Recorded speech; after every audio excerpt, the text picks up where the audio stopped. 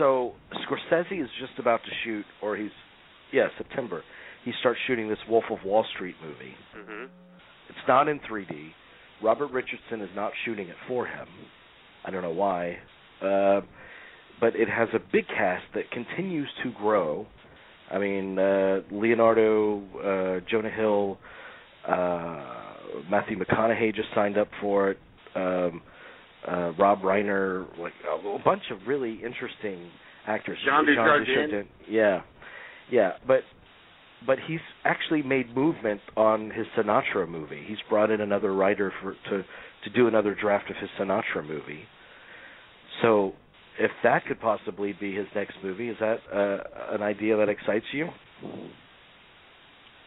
Well, I'm a little wary of it because I'm sure he'll find somebody to play Sinatra, but if he's going to cast Leonardo DiCaprio with Sinatra, I'm sorry, that's not going to work for me. I'm never going to be able to believe that. Yeah. It's not going to work. You don't believe him as somebody that could get a lot of women? Who would you get to play Sinatra? Who would you get to... I don't know. I'd go with Giovanni Ribisi. I'd go with Chaz Palminteri. Harry. I don't know who could play Sinatra. It'd be wise for them to just go with an unknown who can actually sing. Yeah, no, that would be. But I don't have any suggestions. The first draft was by Phil Alden Robinson. The second draft is being written by Billy Ray. And I love Shattered Glass. I love Breach. So I like Billy Ray a lot. Those are great movies. Yeah. Mm-hmm. Sinatra, I mean, the mind kind of wonders at the supporting cast of Sinatra. I mean, you got some great, Dino, the other Dino, Dean. JFK, Yeah, JFK, Sammy, all that crew. Mm-hmm. That's great. And I know when this project was first announced, like, oh my gosh, probably a decade ago. I mean, this has been on his radar for a long time. They had the cast drawn out. I mean, they had Tom Hanks as Dean Martin, and they had a whole bunch of people set for it. Mm-hmm. I thought that was good casting, by the way. Tom Hanks as Dean Martin. I thought that really is good. I agree with that. The thing about if you're going to make a movie about Sinatra, the most interesting. I mean, he's had a lot of interesting parts of his career, no question about it, obviously. But I think the part of his career that has the most sort of interesting story to it is the part where he was, considered box office poison, and he wasn't being considered for any movie roles. that whole thing that the thing in The Godfather is about, and his fight to get into From Here to Eternity. Right. But if you, which of course won him the Oscar that year for supporting actor and rejuvenated his movie career. But if you're going to do that part of the story, again, you're going to have to get somebody who's, he always looked sort of boyish in that period, and I don't know. I think I think that if you're going to get DiCaprio in there, it's just not going to work. You're right, Gosling. Gosling might be a good choice. Yeah, I just came up with that off the top of my head, just the first thing that came to mind. Yeah. Well, you're brilliant, man. No, I'm not. See, I thought the most interesting. I thought the most interesting period of time in Sinatra's life it was when he had lots of people killed, but actually going on that track. It, wasn't it? Yeah. I like whenever he was on the Tonight Show and Don Rickles would come on. Yes. Carlo Bambini has a message.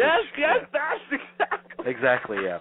You know what, though? That brings up a good point because the Sinatra estate, what's her name, Barbara, his widow or something, they're behind the movie.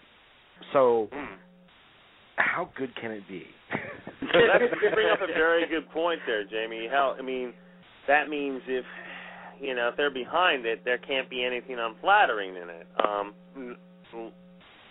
So... Yeah. I mean, my guess is, you know what my guess is? I bet, because Scorsese has a reputation of, saying he's going to do something and it looks like it's going to happen and it never happens. Like, for instance, especially with these music projects, like he was going to do the Gershwin Brothers back in the mid-'90s. That never happened. They were working on scripts.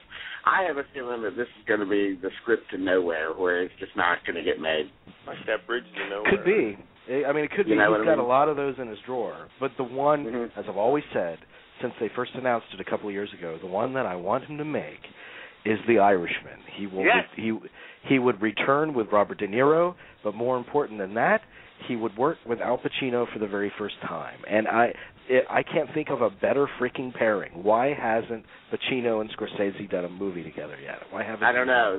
That's a mystery. It's a mystery. And I think everybody's kind of chomping at the bit for him to return to do kind of a gangster thing like that.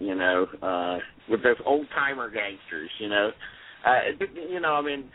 was Jack Nicholson in The Departed, but that was the least appealing aspect of that movie. I think people want him to go back to that. Actually, it was.